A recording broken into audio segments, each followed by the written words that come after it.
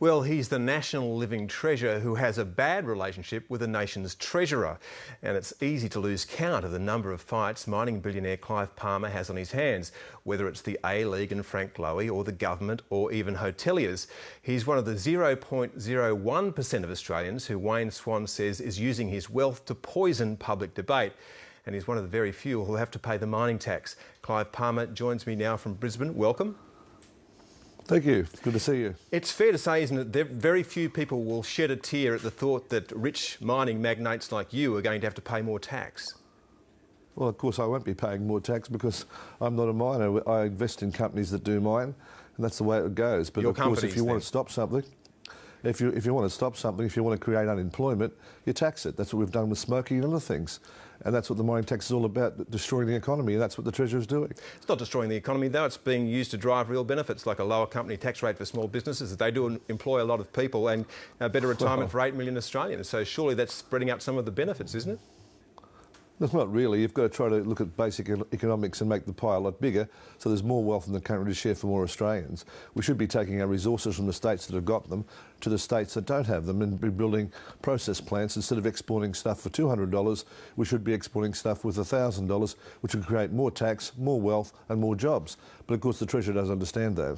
But we're talking about non-renewable resources that now commanding very high prices. At the moment, the way the system works means that you get the benefit of those high prices and the Australian people don't. So why shouldn't they get a better return on their investment?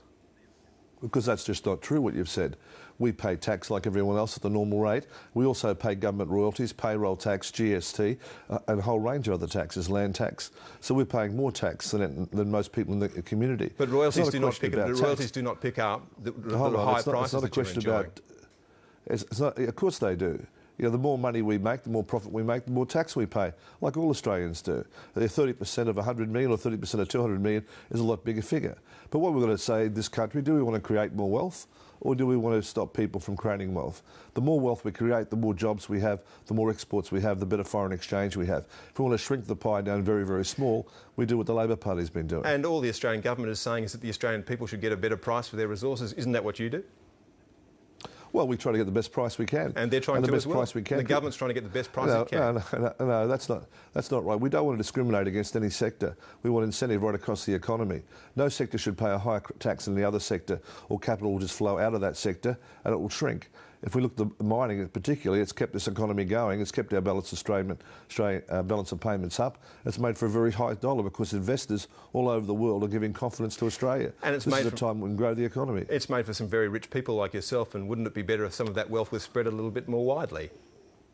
Well, look, if you want to go and join Karl Marx and the Soviet Union, why stay in Australia? You have taxes in every country, including the United States. Well, exactly, and they don't have taxes on the same level that the Treasurer is suggesting we do. I mean, the ministers in Canada were rejoicing to say, come and invest in Canada. You'll no longer invest in Australia. We want to create jobs. We want to create wealth in this country. We want to get exports going. Individuals don't matter. As John Kennedy once said, governments will come and go, but ideas will go on forever. An idea of a prosperous Australia, getting bigger, getting stronger, providing more wealth for its citizens, what we want to aspire to. And providing more wealth for its citizens is precisely what the mining tax will do. That's what the government is about. Well, not really. Unfortunately, it'll stop growth, the pie will get smaller and there'll be less revenue. And we can see it with an appalling record. The Australian people will eventually throw this government out of office and the mining tax will be repealed. And everyone knows that, and that's what will happen if the Prime Minister wants to call an election. She's a minority government. She shouldn't be dividing the people. She should have an election. Let the people decide. Is it true that you're also about to fund a High Court challenge against the carbon tax? Well, our advice is that the carbon tax in its current form is unconstitutional, and that's recognised in the legislation itself. When it says if it's found to be unconstitutional, the government will create a lot of charges through other acts. That's in the legislation.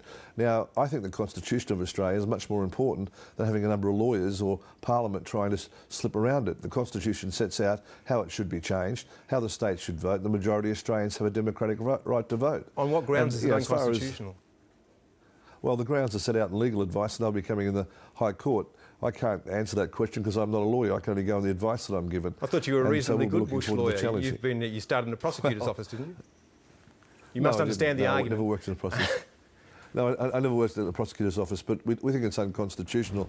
You can't really tax carbon. The other thing about it, of course, is it's a joke. because the air moves right around the world. If you tax something in Australia, those industries will go offshore, those jobs will go offshore, and the same amount of carbon will be emitted in the atmosphere. What we need is a global approach to the taxing of carbon or the regulating of carbon or regulating of industry. We don't want something that discriminates against Australian industry and Australian workers. Isn't you putting your hand in your pocket to fund a High Court challenge a sign of what the Treasurer says about you distorting public debate? How many other Australians could do that with a law that they don't like?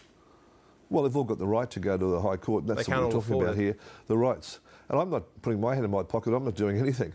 The companies I own, who are large corporations, have got the rights to go to the High Court. That's what it's set up to do, you know. That's the country we live in, freedom of speech. We've all got the right to say what we think. You may not agree with it, but that's a right we fought for in many world wars. So I'm a supporter of freedom of speech and democracy in this nation. Sure, but as you say, it's the companies that you own. You're the ones who are directing them to go to the High Court, and that's the way you choose to spend their money. I've never paid $1. I can say I've given away this year more than 100 times the Treasurer's salary to Australians who are needy. I wonder if the Treasurer, how much of his salary has he given away to Australians that need that work? I've certainly done that. I've set up a $100 million trust in Western Australia for Aboriginal people and medical research. I've donated $6 million to the Duke of Edinburgh Award so young Australians who can't afford it can go on and do their programs. So, you know, really, this is a little bit of a joke, really. Why then do you think the Treasurer sees you as a poison that infects our politics and it's now seeping into our economy? They're strong words, aren't they? Well, if I've done anything wrong, he should prosecute me or something like that. Of course, he sees that because he's desperate. You know, one day a rooster, next day a feather duster, and he doesn't want to become a feather duster, so he'll distort anything. The Labor Party will distort anything. And in a spirit of love and reconciliation, we can forgive the Treasurer. But the Australian people will never forgive the Labor Party for destroying the opportunities of our children and future generations. My family's got a strong commitment to this country. We fought in the First World War and people have died. I had four of my family members fight in the Second World War. 3 of them now are still injured from Vietnam. My nephew served with Interfed up in East Timor. We believe in Australia and the things it stands for. And we believe in our right of free speech in this country to say what we think. Even if you're a billionaire, you're still Australian, you're still a citizen. We don't want to categorise people by who they are, where they come from, or where they are in society. All of us as Australians have a right to have a point of view and to say something. It's you, the media, that should highlight more diversity in our country rather than clinging on to me or the Treasurer. Well, in the spirit of love and reconciliation, then, do you owe Frank Lowy an apology because you brought his age into his job, and do you regret making that attack on him personal? Well, certainly I've got nothing against Frank Lowy personally. What I'm against is how the A-League's being run. I'm against the fact that it costs over $300 for a 6-year-old to play football in this country. In rugby league and Australian rules, it costs about $20. I'm against the fact that the top 5 executives in the FFA are paid more than $5 million.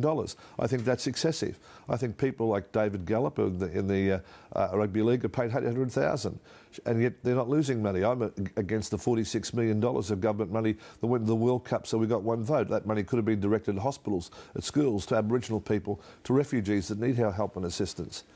Well, Clive Palmer, unfortunately, we're going to have to leave it there, but thank you very much. That's a pleasure.